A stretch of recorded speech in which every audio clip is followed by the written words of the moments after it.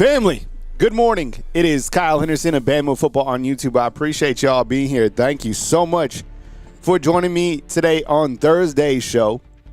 Give a roll tide inside the comment box. Let me know where you're watching from. Good morning, Undefeated. I appreciate you guys for being here. I put a link in the description box, and I think I just came up with this just like 2 minutes before I got on the show. I want to make this show always kind of interactive, and I love chatting with you guys, and I love kind of leaning on you guys as well. And I love kind of the back and forth, right? So I put a link in the description box, and it's a topics link. Okay, so you're going to see it inside the comment box again. Click that link and post a topic that you would like me to go over on today's show. Let's try it out. See how it goes, okay? I've never done this before. So literally I just came up with that. And I put like an example so far, but I just tested it out on my phone and it worked. So you kind of open it up, kind of post underneath my name. You can post your name. So like Army3275, type out your question. Or you can post it inside the comment box as well. But I think if we have it this way, then it can be organized, right? Let's see how it goes. It's literally, I'm always trying different things, all right? Anyways, good morning, and I appreciate you guys being here. Thank you so much. For those of you that caught Wake Up Bama, good morning. And one of the topics that I was rolling with on Wake Up Bama this morning was simply which freshman is going to kind of be that freshman that Alabama can't keep off the field this season. So, again, I'm asking you inside the comment box, which freshman do you think will play sooner than later here at the University of Alabama? And there's several to choose from, but maybe just a freshman off the top of your mind that you're thinking about, right? I think when you look at Alabama's freshmen, it's amazing because when kind of the heights and weights got released, a couple weeks ago, it was apparent that a lot of these freshmen, they're so developed, right? I mean, my goodness, it's not going to take a long time for these guys like to even put on like proper weight or whatever, or like have them develop. Like these guys are already developed. And it's so amazing to me every year that we have freshmen that are able to play here at the University of Alabama, because we got guys that are coming back. We got guys from the transfer portal, right, that have played, significant time elsewhere. And you have these freshmen that are literally coming from high school, or the craziest ones are the freshmen that reclassified, right? And they're able to play right away, And Patriot Life already giving out some fan funderships. And that's 5 of them. That's from our community leader, who is Patriot Life. So I do post stuff for members on YouTube. So if you are a fan funder, you'll now get access to that. And I think there's a couple of you guys that have been hooked up. So if you're out there, then tell Patriot Life thank you. And we have different levels on our fan fundership. It's a different way. It's supplemental income basically for me. So thank you so much, Patriot Life, for dipping in. Same thing with like super chats and all that sort of stuff, if you're wondering how that sort of stuff works. And also, I would like to say, if you want to meet Patriot Life, if you want to meet me, we are going to figure out a time and place on Friday before A-Day, as well as on Saturday before A-Day to meet. Okay, have an undefeated meetup. All right, just shake hands, say what's up. Maybe Friday night we can eat some food together, something like that. So more details on that as we kind of push closer to A-Day, which is April 11th here in beautiful Tuscaloosa, Alabama. Okay, all right. I see some people on the Google Doc that we posted inside the comment box. Just post your topic. It's all good. Okay, but as I was kind of leading off with, which freshman gets on the field? And I spoke about that a little bit on Wake Up Bama. And to me, it kind of came down to, Xavier Crowell, Cedarian Morgan, and Jaira Edwards, right? And I think that those three, is there anyone else that we add to that mix? So I got the three that I have, Cedarian, Xavier, and Jaira Edwards, right? Like those are my 3 that I'm kind of going with. Jaira Edwards. And I think when you look to Jaira Edwards specifically, I mean, at the safety position, it's incredibly loaded with all the veterans coming back, right? But you look to how developed he is at 6'2", 222 pounds or whatever. Yo, that's impressive to me. And some people say, like Inside Weight World say that he's been running with the ones. I think a lot of these guys are probably getting opportunities with the ones kind of early on within these 4 days that they had because they want to see how these guys are acclimated from the jump. Now, does that mean they're starters? Probably not. But I think they're getting opportunities with the ones. Like same thing. Like we had users yesterday that said that they heard that Sedarian Morgan's being very difficult to deal with inside the red zone. I haven't specifically heard that. The different people hear different things, right? Like nothing comes out of practice completely sealed. People talk, right? I promise you, there's probably over 250 people that are not on staff that are at every single practice. Come on, people talk, right? It's not like they take your phones away when you go in there. I mean, Alabama's staff, think about all the athletic trainers, all the assistants to the assistants to the assistants. You know what I'm saying? Like, so people talk. And the word out there is that Sedarian Morgan has been very difficult to deal with. That's not surprising. A lot of people were talking about the drop that they saw from Sedarian Morgan, or he had 2 drops at practice. I mean, I saw one of the drops. I didn't see another. People were bringing that up to me. Everybody drops passes, right? I mean, these guys probably catch, 150 balls a day. It just happens to be that one of the catches, he dropped it. Not a big deal. But Sedarian probably, who do you guys think? You know what? Let's put a poll. And we'll just use 3 players. And I saw someone put in Keelan Russell.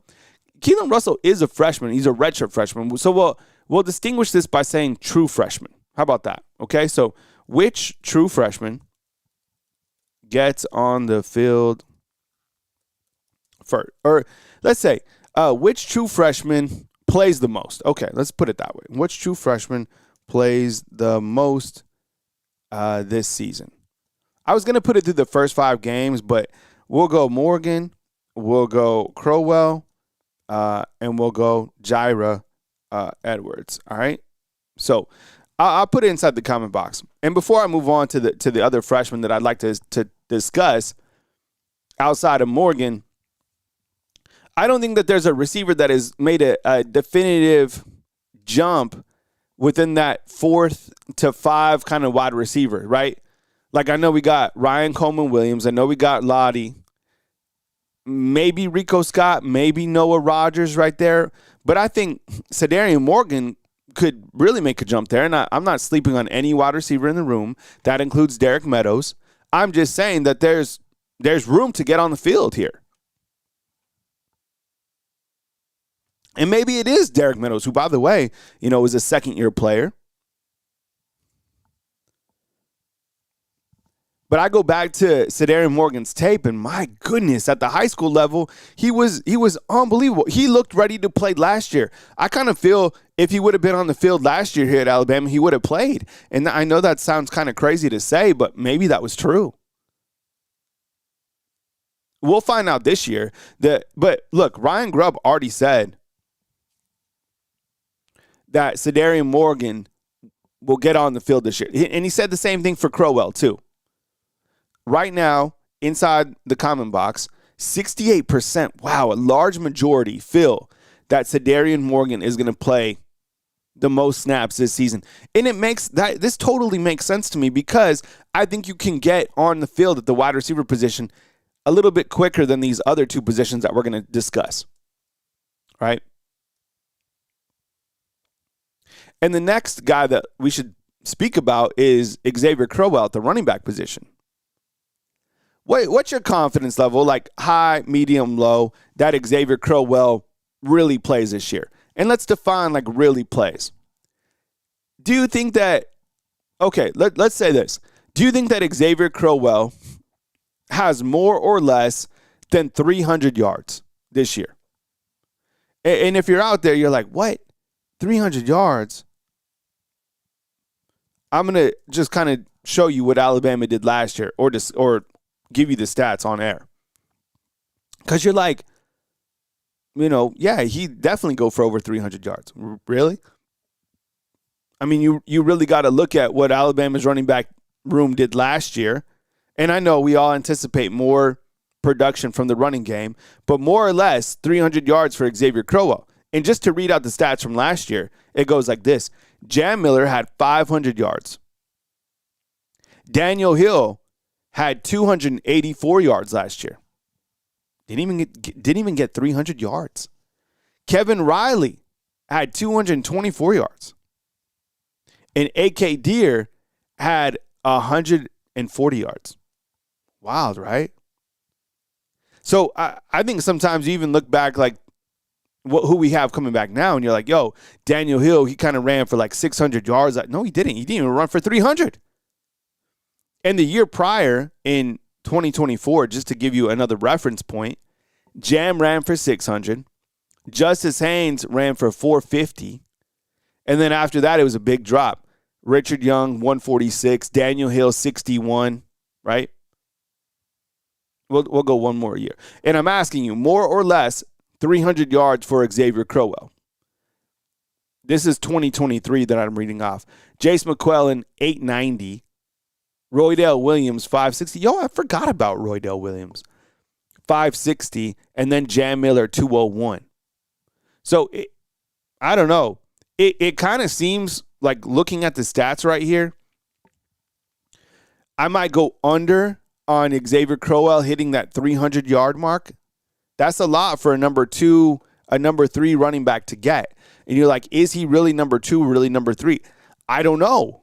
I would say Daniel Hill's number 1 just because of where we're at, and he has more experience, and he looks pretty good, to be honest. So I'd probably staple in Daniel Hill number 1, and then Kevin Riley. As much as we want to talk about A.K. Deere, Ryan Grubb keeps talking about Kevin Riley. Do you feel that's true?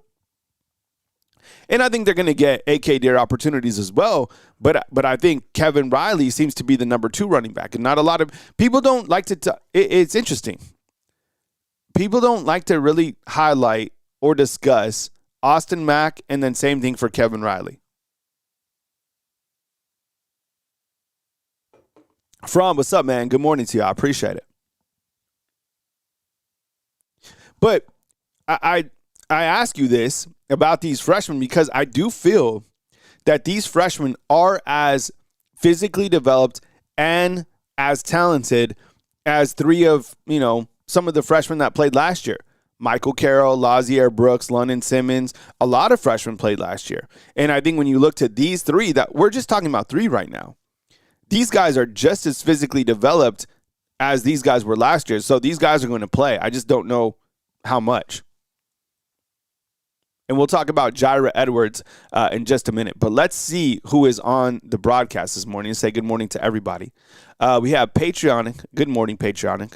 We have Max Tooney. We have Bruce Williams. Bruce, what's up, man? Good to see you. We have Young C. We have Broderick. What's up, Broderick? Good to see you, bro. We have Chris from New Jersey. We have Bruce Williams, who's checking in from Fort Wayne, Indiana. We have Rocket Sound. We have Cody. What's up, Cody? We missed you yesterday, man. We'll catch you next show. We have Army 3275. Good morning to you. We have Patreonic. What's up, Patreonic? Good to see you. We have Chris G. What's up, man? We have From. Good to see you, From. Appreciate it, man. I know you're up in the Tennessee crew up there. Same thing with Patriot Life, right? We have Michael Hill coming to us from Cali. We got the Suburban Vampire. What's up, Suburban? Good to see you. We have Miss Nicole Covington watching today. We have Robert Bradley Jr. on the show. Yeah, nice little crew. We got Steve Taylor. Let's see who else we got. Yeah, nice little crew. We got Chris the Bammer. What's up, man? Good to see you. We have Wade's World. We have Chad Kennedy. Good to see you, man. Yeah, everybody that's checking in on the Thursday show. Thank you so much. Wait. It's Patriot Life's birthday? Rex, what's up, man? Good to see you. Wait, how is it Patriot Life's birthday? Who said that? Patriot Life, is it your birthday today?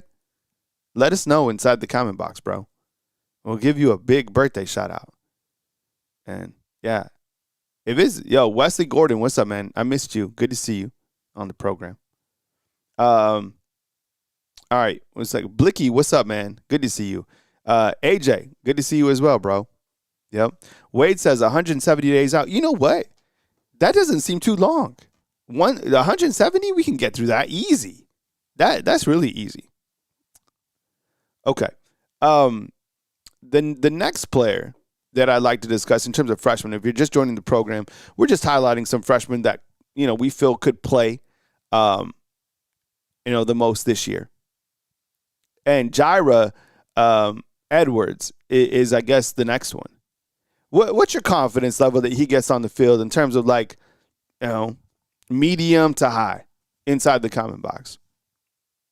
It seems to me that he's going to get on the field maybe game one, and he's going to play a good amount of snaps. I think it's going to be really challenging to keep these guys off the field.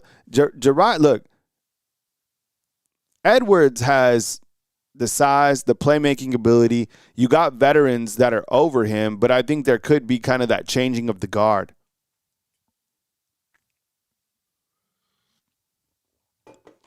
So, Todd, what's up, man? Good to see you, bro. What you think, Todd? You think Edwards gets on the field sooner than later?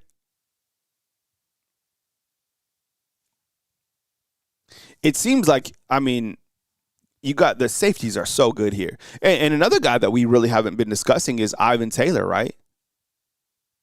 Ivan Taylor's back there, depending on the kind of where Drake Kirkpatrick plays, right? Yeah, you got, Edwards, I think, could definitely get on the field right away. So those are your kind of three freshmen. Now, I asked which freshman plays most. Is there any freshman that you'd like to add on kind of to the list? Think about it. So we got Zadarian Morgan, Xavier Crowell, Jaira Edwards. Is there another freshman that you feel might be able to get onto the field? I was thinking about that too. I was like, okay, which other freshman? Just off the top of my head, not even looking at my notes. Mike, what's up, man? Good to see you. Is there any other freshman outside of these three that seemed that they could get onto the field? Oh, Xavier Griffin. That, short game, that's not a bad one, right? He's added the weight. What is he like? He's at 225 right now. That's an interesting one. I'm trying to think of the offensive linemen. Got Bryson Cooley, who seems, like a large man. Chris Booker came in as well. He looks good. What about Max Sutter? Tight end. Todd has Nolan Wilson. Interesting one. Ooh, I like this one. Jordan Edmonds. Yes. Jordan Edmonds, he's probably fourth. After this list that we have here, I'd probably say Jordan Edmonds. Nice ad. Good, very, very good one. Let's see. Linebackers, no. Wolf, we said Griffin. D-line, those are kind of be more veterans, right? Yeah, the tight end room is we got guys. Steve Taylor has Tamala coming in. You know what? Look, you can't even talk about Austin Mack. So I don't even know if I can talk about Tamala. But this guy's a player for sure. We have to somehow take care of that guy and make sure that he kind of stays around. And I know you guys are excited about guys who aren't even here yet, like Elijah Haven or Trent Seaborn, who's coming in. Let's make it a point not to forget about Jet, right? AJ says, did we get a freshman punter? The punters that we have on the roster, we have Adam Watford, who was the transfer from Northern Alabama. And then we have Alex Oshbarov, who's a punter that returns as well, right? So I think he's in his second year, and I think Watford has a couple years under his belt. Army's saying, Kyle, how many sacks for Alabama's defense this year? Yeah, I haven't really had a chance to think about it, but I have the stats right in front of me. Let's see. Last year, the player that led the team in sacks returns this year, right? Which is Yanzi Pierre.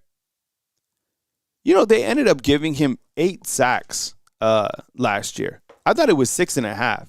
On the screen that I'm looking at, it has 8. So the total number for Alabama last year was 33 sacks. Okay? Do we get more sacks than that this year? Well, let's just compare it again to like 2024, 2023. Just a small sample size, just to see what it was. So 33 is up from the year before, which was 25. Wow. They only had 25 sacks the first year under Womack. 5 for Jahad Campbell and 4 for Quay Robinson. Let's see what 2023 was. That seems like a low number of sacks for 2025, right? Okay, let's see. 2023, they had 39 sacks. Dallas Turner had 10.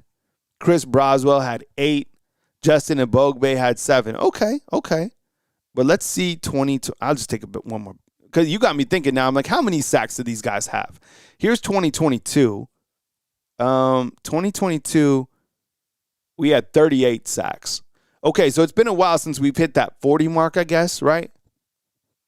Will Anderson had 10. Dallas Turner had 4. Wow. Think about having William Anderson and Dallas Turner. That seems like almost unfair, right? Does Alabama get 40 sacks this year? Man, I don't know. I'd probably say under. But I would say that Yanzi, I think I have him at like 10 sacks this year, right? 10 sacks is hard to get. I would be safe to say maybe 35 sacks. I mean, that's 2 more than last year, right? I think we better have 35. If we want to really improve in that pass rush, then we better have more than 35 sacks. But 40 sacks is a lot.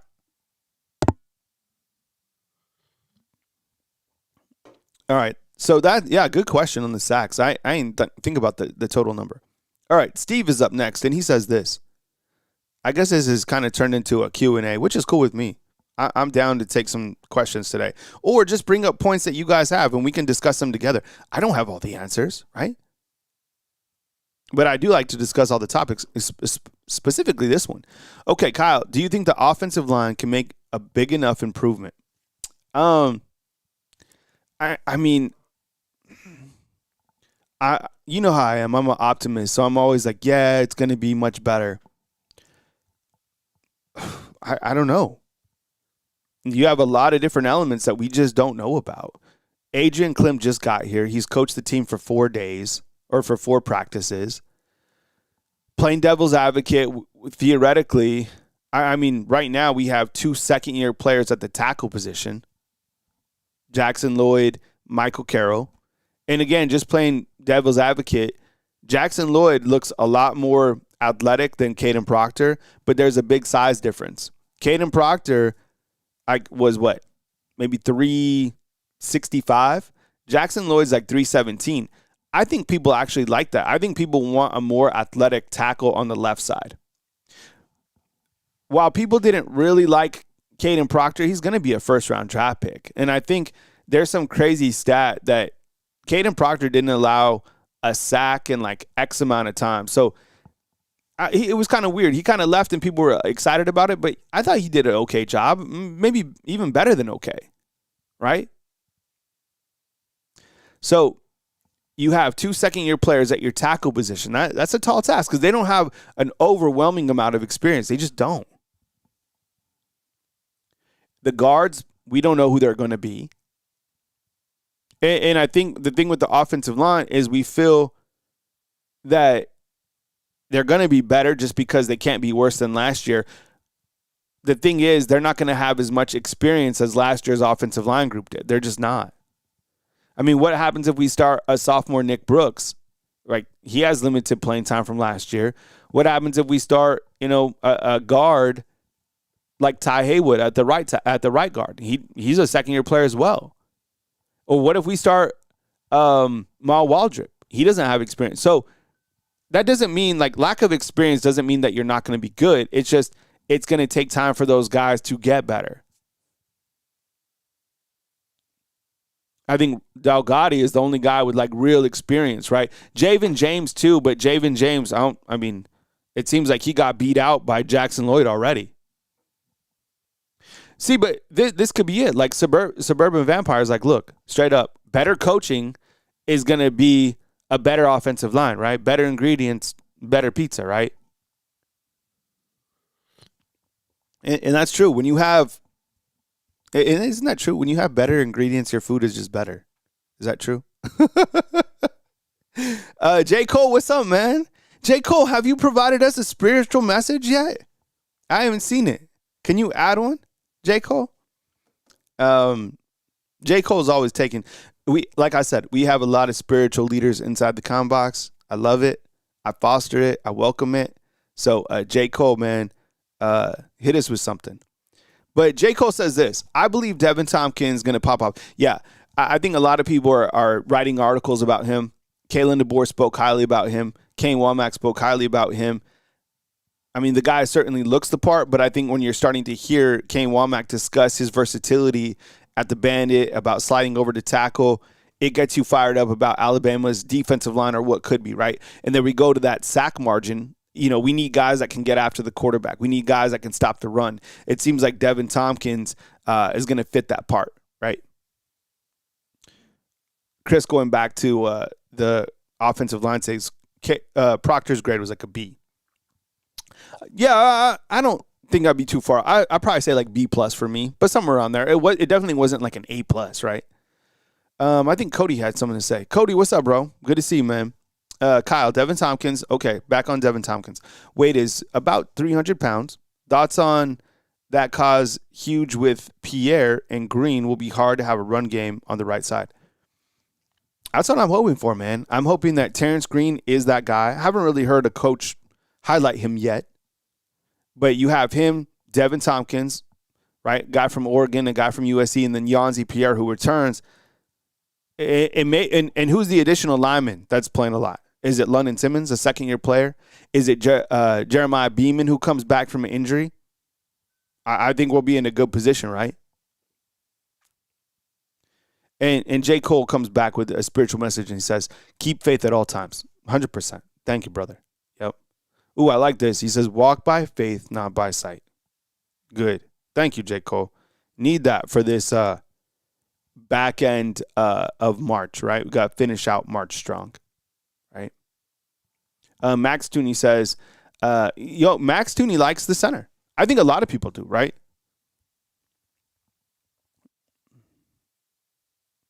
And Jamie kind of counters that, and he says, I think Delgado will be kind of the X factor on the offensive line. They did that's one thing. I think we can kind of go back and look what Coach Kalen DeBoer has done on the offensive line, and he's been able to bring in 2 transfer centers, right, during his first 3 years. He went immediately and got Parker Brailsford. I think that was the first transfer that he had. And then what he did on top of that when Parker Brailsford left is he went and got another experienced center in Delgado, right? So we really haven't, I mean, the guys who have started here at center, I assume that Delgado will, have been transfers. And I thought, again, same thing with like Caden Proctor. I thought Parker Brailsford was good. Not great, but I'm not going to hate on him. That he was athletic. Remember when he picked up that football and he was like a running back? He caught a pass. I thought Parker Brailsford was okay. I'm not going to look back at Parker Brailsford and think that he wasn't good, right? I don't like to do that. Like, I'm called for what it is. I don't know how he'll fare in the NFL. I have no idea about that, but I thought he was pretty good here, right? What else you guys got? Other questions? It seems like we kind of turned into a Q&A, which is cool. All right. Anybody have any comments on Alabama basketball? What you guys think? Tomorrow, we have a watch-along at 2 p.m., right? Alabama basketball and Hofstra tomorrow. I think Alabama's still favored by 11.5, right? Number 4 seed, I think it's on True TV, so you could turn on, watch the game. We'll do a watch-along right here. I think some people probably have Alabama on upset alert, considering what Alabama has gone through, right? with Aiden Holloway being arrested. But sometimes, like, you can be able to turn some of that adversity back into a positive. But this team has certainly battled some off the court stuff, right?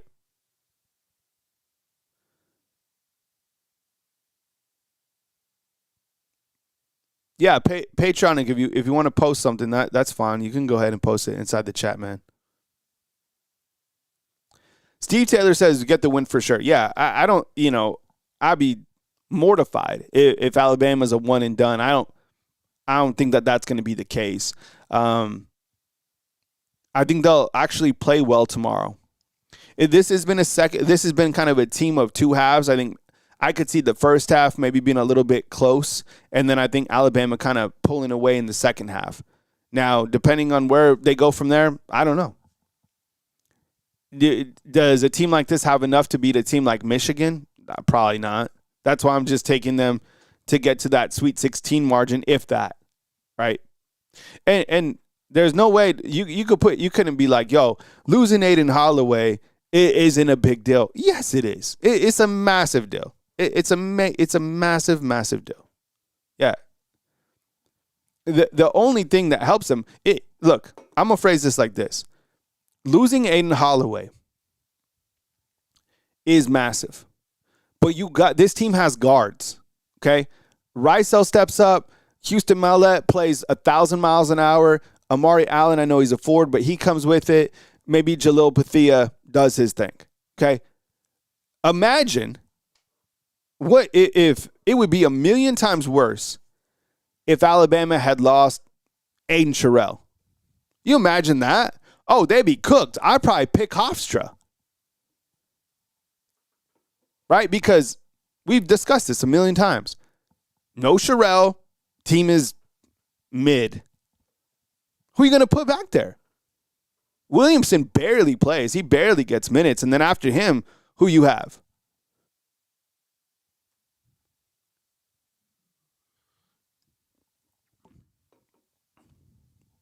J. Cole has Alabama going to the Final Four. That's bold. Someone else had him going to the Elite Eight. Oh, Jamie. Yeah, I don't know, fam. I love me some Alabama basketball, and it would be amazing to do some watch-alongs. It's going to be. The watch-alongs are fire. It's going to be amazing tomorrow, and if they win that game, I think they play on Sunday, right? Steve Taylor points out, he's like, next game will be big, likely versus Texas Tech. Aiden Holloway was 40% from three. Yeah, 100%. But think about this, Steve. I mean, you look at the statistics of this team. This team has shooters, right? I mean, you look to three-point range. I mean, LeBaron Philon shooting 40% from three-point line, which is ridiculous. And then you take out Aiden Holloway, the next guy, from three-point land is Wrightsell, who's 35%, which is still anything over 30% is very good. Okay, Amari Allen, 36%. Let's see, Houston Mallette, 34%, and then even Aiden Sherrill this year is 34%. So we have a big man that can shoot. Wesley's like, Noah's due for a breakout game.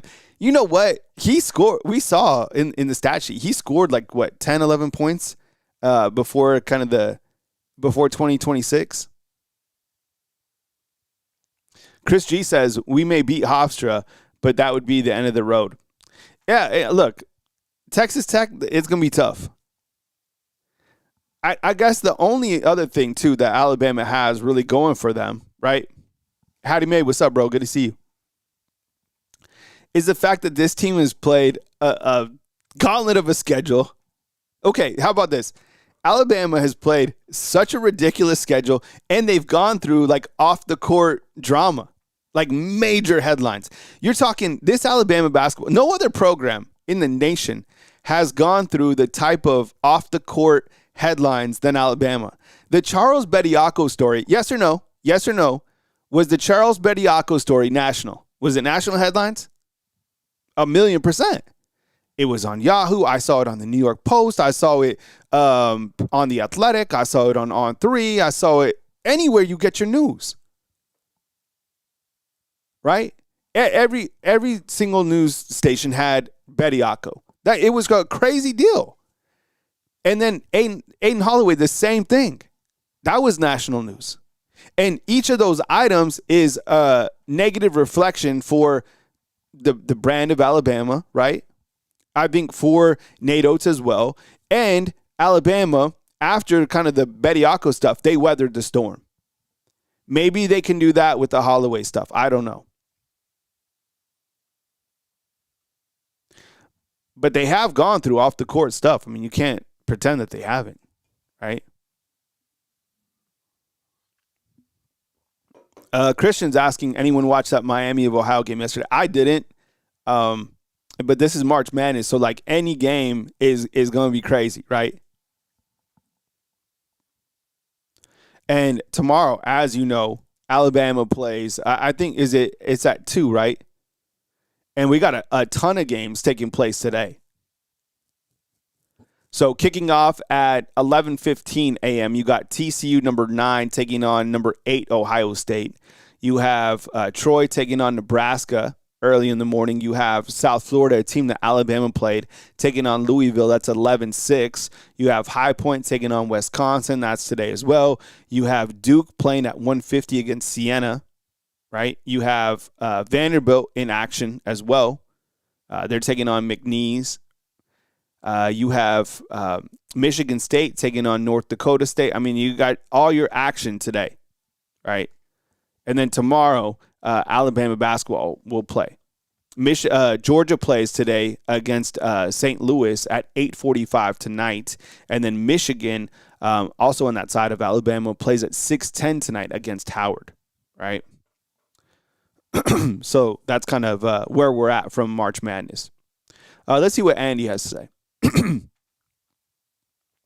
Yeah, so Andy posts an update, and I saw this talk about another headline, right, that has kind of gone national. Anybody see where you have an Alabama student missing in Barcelona? He was visiting friends, studying abroad. He and my daughter thought they were going to it seems like this situation is going to turn out, not how we hoped. And I think the latest reports that I read, and the young man's name is James Jimmy Gracie, right, out of Alabama, University of Alabama. It seems that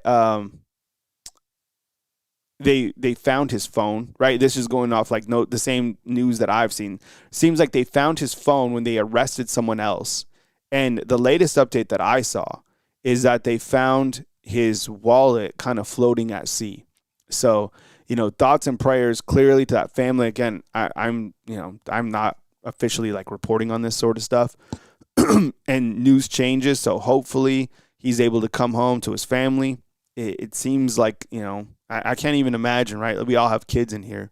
So, hopefully it kind of turns for the better, but these sort of situations are terrible. I can't even imagine, if you've ever been in a situation where you can't find, somebody, and my family actually was kind of in that situation, a couple different times, unfortunately, throughout kind of the course of my life. There's nothing worse, right? So thoughts and prayers that they just get, that they, number one, find him, and if they can't, they can get, some resolve to it. So thoughts and prayers to their family, of course.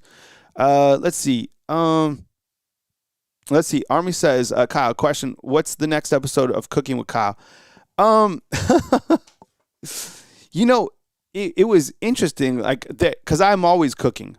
I did have my mom here in town for she was almost here for 3 weeks. And it was amazing because she was cooking all the time. I had a break, right? Man, she had food all the time, which I'm so grateful for. I love to cook, as you know.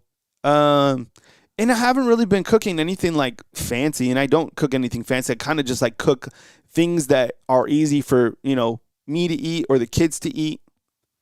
I love ground turkey. I've been doing some ground turkey recently. Nothing fancy, right? Of course, grilled chicken.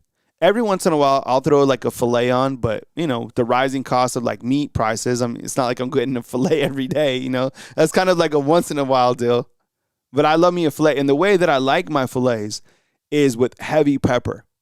I need a ton of pepper on my steak, 1,000,000%. I used to work at a French restaurant when I was growing up. And I learned kind of about like a crusted peppered steak. And that's kind of stood with me, right? Suburban asks, what's your favorite recipe?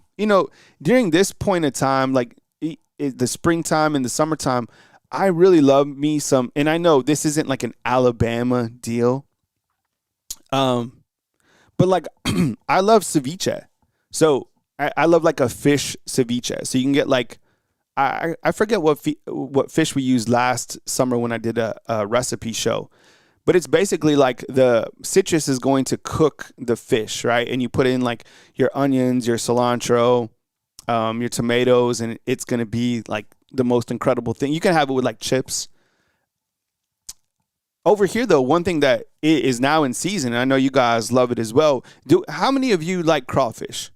Do we have any crawfish fans inside the comment box? Now, I never had crawfish before moving to Alabama. Never, right? And when I moved here, I had some, but now, and I haven't had crawfish yet this season. But if you're in Tuscaloosa or Northport, and if you're listening, then if you know, there's two places that you can put in your order and then go pick it up on the weekends. One is Hamner's and one is Ingram Farms. So Ingram Farms, you can call and order. And whatever, like if you have some friends, I would say, it depends on how many friends you have. But like for 3 to 4 people, you could do like 4 to 5 pounds. And everything that comes together, it's already seasoned. It comes with your andouille sausage and your potatoes that are boiled. And you can just kind of go to town. In fact, that sounds kind of good for this weekend. And in terms of like the za'atar, the spice, it's not that hot. It's a pretty good, like it might make your nose run, but it's not, intolerable. So I love crawfish. Another thing that I really like down here, I'll never eat boiled peanuts, never. And I can pretty much eat anything, but I am not. Boiled peanuts are, in my opinion, and I know if you like them, that's fine. I don't. Boiled peanuts to me are just like a no-go. Obviously like Kaneka sausage. And the thing, I had no idea what Kaneka sausage was before I moved here. But the thing is, like if I'm going to a barbecue, if you're going anywhere and you want to make people happy, just bring over some Kaneka sausage. Even if they have Kaneka sausage, nobody has been like, no, man, don't bring. I'm not happy that you brought Kaneka sausage. Bring Kaneka sausage with you like everywhere you go. Seriously. See, Chris G likes the boiled peanuts. I never liked it. It's so weird to me. The other thing is that I find different about living here is the type of jerky that we like, right? Like it seems to me, I might be wrong, but it seems to me that over here, the jerky is a little bit more kind of like chewy. Whereas in New Mexico, the jerky is like real thin and crispy. So much so, it's like you could just like, it snaps. And that's how I like my jerky. That's been different. See, like Chris says, we got Kaneka in Houston. Kaneka is unbelievable. And if you want to kind of step it up, you can put like, man, you could do Kaneka and like a little bit of like a jalapeno with like some cream cheese. Bring that over. You'll be the star of the show, right? All right, I'm trying to think what else that since I like moved here, what else is like common? Like I said, Thanksgiving and stuff like that, it's different. And I know you guys are gonna find this like really strange, but like, what's amazing here? Shrimp and grits. I've never had shrimp and grits until I moved here. And if you ever have like proper shrimp and grits, it's ridiculous. It's the best thing that you could have. Right? So like, and I never really had grits, but you know who has really good grits here in Tuscaloosa is Waysider. Waysider has amazing grits. Now they're not shrimp and grits; they're just kind of like breakfast grits, right? And they give you like these little like biscuits that kind of have in them. Sweet tea's huge. I'm not a really big sweet tea guy, although I have come to really like Taco Casa, right? Barbecue. Look, the barbecue is great here. I mean, I like Full Moon. I like Dreamland. Um, both are fine. I like brisket. I'm trying to think what else we have here. Meat and threes, of course. Like meat and threes is very common here. Like I don't necessarily like Blue Plate. Some people do. I like a City Cafe. I like you know what? Even if you go to Innisfree, they have like bar. It's like kind of like bar meat and three. But I've never really been a fan of a Blue Plate. Just my opinion. Maybe I'm ordering the wrong things. I don't know. Oh, and yeah, the other place is like kind of the regional spots, right? New Orleans is easy to get to from here. I still haven't been to Memphis. Been in Nashville many different times, and to Atlanta. Those are like the three kind of places that I go, right? Cody says, you like Mexican food? I know you're a good Mexican restaurant in Alabama. There's a really good Mexican restaurant here. You have like you have tons of Mexican restaurants, but one that I like, is my favorite here is Antojitos. So Antojitos, the owners are from Mexico City. The food is like ridiculous. It's a small little place off McFarland, and you're gonna sit with like a lawyer, construction worker, a family that you don't even know, and it's gonna be the best food that you've had. Yeah. Salmon, I love salmon. I have some salmon that I'm going to do either tonight or tomorrow. Never been to Fox Bros Barbecue in Atlanta. Okay, remind me next time I go that way. Army says, all we do is seafood. My family owns a seafood shop in the Bayou. Oh, shoot. Man. Oysters, I love oysters. Yo, Broderick, you know about Antojitos? See, Broderick knows. Broderick, what would you grade Antojitos in Tuscaloosa? Scale of 10, 1 out of 10. I know what you're going to say, bro. The food at Antojitos is amazing. You know where they have some good salmon? Like it's already ready to go. So all you got to do is put it in your air fryer. But at Publix, you can get a bourbon glazed salmon. Put it in for like $3.50 in your air fryer for like I'm not kidding you, like 9-10 minutes, and you're done. Yeah. So that's kind of where we're at today. Yeah, I love talking about the food and all life, right? I mean, sometimes I think it's nice to just kind of come on and it turns into like the Kyle Henderson show, right? AR says, Kyle, you got to come try seafood in the Bayou. Oh, yeah, I'll check it out, man. Yeah, next time I go to Louisiana, I'll let you guys know when I'm rolling through, right? I think we're all hungry, though, right? Is that fair to say? Let's see. Where did I eat down in Mobile? Because I've been, of course, like down to Mobile and, of course, like to 30A, and I've had really good food down there for sure. I can't remember any of like the restaurants that really stood out to me yet. I remember going to a place kind of, let's see. Worship close to Mobile. You know the USS Alabama, right? Have you guys been there? I remember eating close to a place there. It was kind of like out on the left. It might have been a Mexican restaurant. I mean, it wasn't like a standout. It was just some place I remembered. I don't really remember any of the places I've really eaten at like down in LA. I know I've been down to like Fairhope. I went to the Grand one time, which is amazing, right? No, see, I've never been like Alabama CFC. I've never been there. I never heard of that. Amir by the university is really good. I never checked that out either. Interesting. All right, family. Well, you guys have a good rest of your Thursday. Back as news happens. And remember, tomorrow we will have our watch along for Alabama and Hofstra. All right, so come back over. We'll do some play-by-play. We'll celebrate Alabama basketball inside the Alabama basketball tournament, and we'll see how far they can go. Okay. But I appreciate you guys being here. Thank you so much for always supporting me inside the comment box. And tomorrow we got NCAA basketball right here on Bama Football on YouTube.